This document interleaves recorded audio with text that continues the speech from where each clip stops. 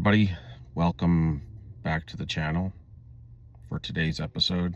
I wanted to talk to you about the narcissist. A lot of people will say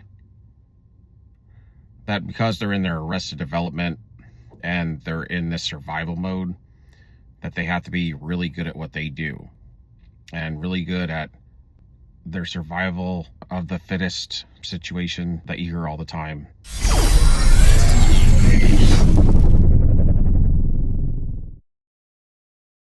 You can't be to a level that they are in their evil and their fakery. If you actually see how the narcissist acts and operates, let's forget, say, the demon faces and all that stuff, right? And to try to take the spiritual side out of it, you wouldn't find somebody completely evil.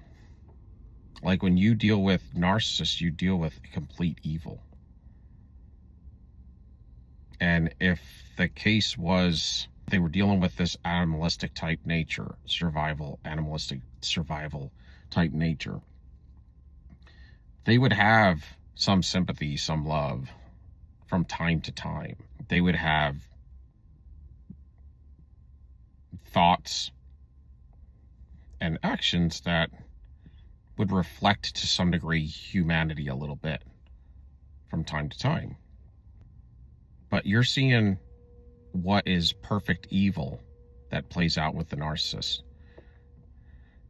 And it has to abide by certain rules, laws and rules, and not by humanity's standard, but by a spiritual standard. Like, for instance, how they reap what they sow, how they project and steal energy, and how they camouflage themselves so they can cloak themselves and entice others, and at the same time not have to reap the kind of reaping you and I would, to continue to pull individuals into their web when they try to get out, so that they could get hit with some of their negative reaping, and the narcissist could benefit off their positive energy that they steal from them. So it's a double positive for the narcissist and a double negative for whoever the narcissist is with or whoever is their lover.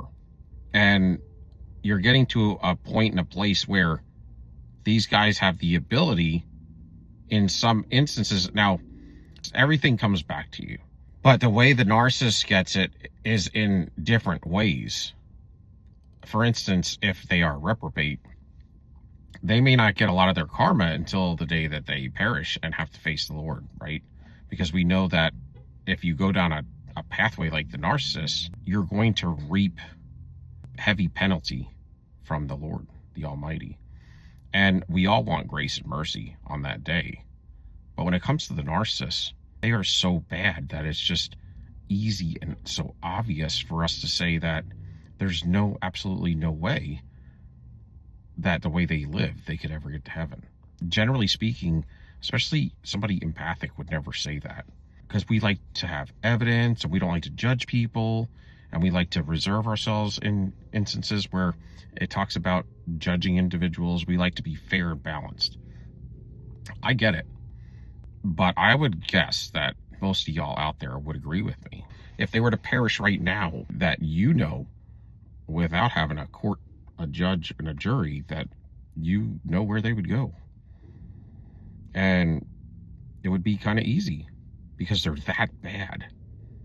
So even if you take the demonic side out of it and you look at the way they operate, there's telltale signs all over the place that it's demonic operation, that they can cloak themselves in energy, avoid reaping what they sow, and actually get, to some degree, your good harvest energy, and then be able to take your energy and seduce others so that they can continue this game on a whole nother level.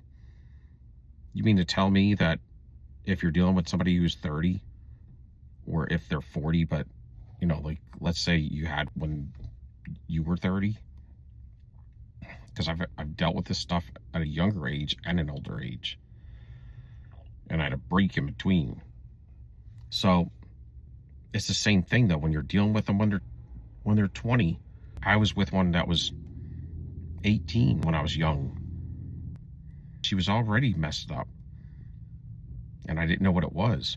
And her father would tell me. He really liked me. I was a good influence on her, but that she had a lot of problems. And she would pathologically lie and all kind of stuff and cheat even then. And they didn't have to get taught anything. This is just what they are. The question's always there. When did these people get taken over? And I'm starting to believe that, especially with the Bible saying that you can almost come out of the womb loving evil and running right to it from birth. Psalms 58 says. That's what my intuition tells me as well. And that's why I get back to this whole innateness thing. Because there's so many signs that lead me to that in life and in general, and how things happened for me, or always knowing myself to have never doubted God, even when I probably should have, but I never did. So then that predestination thing comes up. And I'm not saying that we're predestined knowing it. It's hard to talk on, but I'm saying that it does exist because the Almighty is the Almighty. So in his eyes and in his forever time, he knows everything.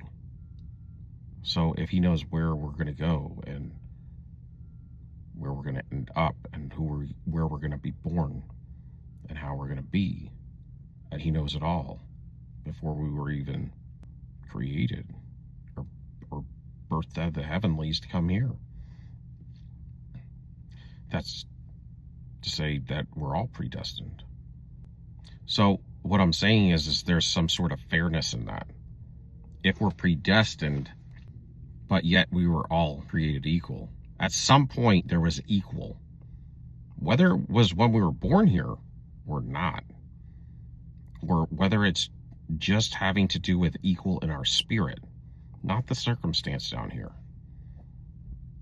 But I do think the way we see people and the situations that they're born in and the way that they live and how early things happen to a lot of individuals, and it makes me believe that somehow it was fair based on something maybe previous to this. Meaning, like I said, tested, like somewhat pre-tested in a controlled environment that was absolutely authentically fair for everybody, with all the same tools and all the same opportunities. And it makes me think of the Garden of Eden to some degree. It's like they were in their perfect state, placed in the garden with the enemy and with, I believe, Christ. If they walked in the cool of the day with God, I believe it has to be Christ. A lot of people have talked about that because no man has seen God the Father until after your physical death. It talks about the enemy being a tree in the garden. If he walked with God every day on the cool of the day, then it makes me believe that in the Garden of Eden, the tree of the knowledge of good and evil was the enemy, and the tree of the knowledge of life was Jesus Christ. Because, yes, that's a prequel to him, but he also has lived forever. And that's something sometimes you got to wrap your head around when you're a younger Christian, because you just get in your head in the very beginning that Christ wasn't born until the beginning of AD. But then you got to think about it, because he has several prequels in the Bible, in the Old Testament, where he pops up, where people believe that was him. And I do as well. But when you look at how they act, and if you were to define them, that they're grandiose, they're lovers of self only, they don't care about anybody else, they have no love, they have no fruits of the Spirit, none of them, not any of the 9. They don't care about spiritual issues at all. Man, I'll tell you, man, if I park somewhere, I'll tell you, every time I park somewhere random to do a video, it's like people pull up all over around me. It's frustrating. It's frustrating. Anyway, they hate, they're jealous, they're envious, they're bitter, they're fake, they're pathological liars and cheaters. They rob, they steal, they cheat, destroy. They're malignant and Machiavellian. They mirror you back with falsity, and they act just like Judas. They cloak themselves. They cloak themselves like a wolf in sheep's clothing. That's the worst thing you could ever be. Just to steal everything out from under you and then smear you. And then try to destroy you, like wreck you all the way down 10 feet under. And then laugh while they're doing it. The way that they act and operate, it's nuts to say that it's just some other disorder outside of a spiritual situation. And then when you start seeing demonic faces and smirks and eyes and them using witchcraft and the way that they walk, the way that they talk, the way that they can't go into their childhood history, their history in itself is a fake and a lie. And they probably go through 6 or 8 men or 6 or 8 women a year all at the same time. And they have no remorse, and they have nothing good in them. Like nothing good. The way you wake up and they're staring a hole through you when you first start seeing them, or the way that they stalk you and those dead eyes, or if they don't get fuel from people, they turn gray and ashen. The confusion, the mass chaos that comes with them, just being around them for a 6-month period as their love partner will just make you self-destruct. I mean, you'll lose everything in your life within that period of time almost. If you do a few heavy cycles with a narcissist and they're strong enough, they're at that level, they could wreck you in like 3 cycles. And that's the other thing. Then I get all these people with the music as high and as loud as they can put it. And so I'm sitting here trying to record. I got people all over the place. You get to a point where you kind of start to not like people. I mean, in this world we're living in today, that noise you're hearing is probably 20 feet away with every door shut. And they're just sitting in the parking lot. This world's frustrating, y'all. I mean, really, truly, it's cold. It's really stupid.